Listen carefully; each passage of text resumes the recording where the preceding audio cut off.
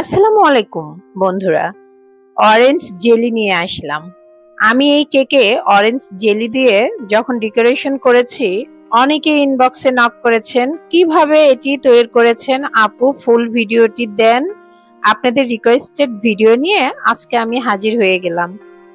যারা আমার পাশে থাকেন অবশ্যই লাইক কমেন্ট শেয়ার দিয়ে আপুকে ভালোবাসা দিয়ে যাবেন। আমি প্রথমেই একটি মালটা টুকরো টুকরো করে কেটে নিচ্ছি। সম্পূর্ণ মালটাটার রস আমি একটি ডিশে নিয়ে নেব। আমার পাশে যারা থাকবেন আমি কিন্তু তাদের সাথে সব সময় থাকব। এ পর্যায়ে আমি সম্পূর্ণ রসটা নিয়ে নিলাম এবং ছাঁকনিতে ছেঁকে একটি ডিশে ট্রান্সফার করলাম। তারপর 3 চামচ থেকে 4 চামচ চিনি দিলাম এবং কর্নফ্লাওয়ার 1.5 চামচ দিলাম। এটি কিন্তু মাস্ট।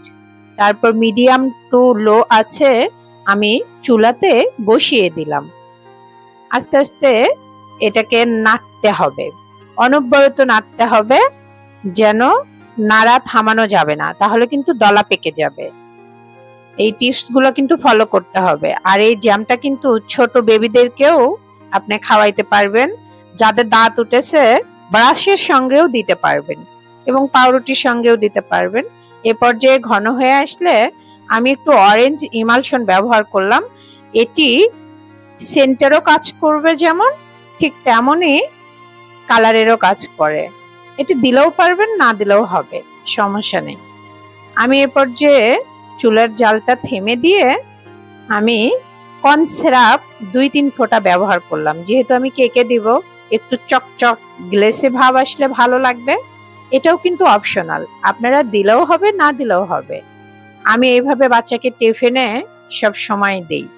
এই যে পাউরুটিটাকে স্লাইস করে নিচ্ছি। পাউরুটিটা কিন্তু আমি নিজ হাতে বানিয়েছি।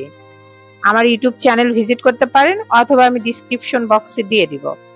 আমার এই যে কেকের যে পেস্টগুলো বাঁচে আমি সেগুলো কিন্তু পরে এইভাবে বাচ্চাকে টিফিন দেওয়ার সময় ব্যবহার করি।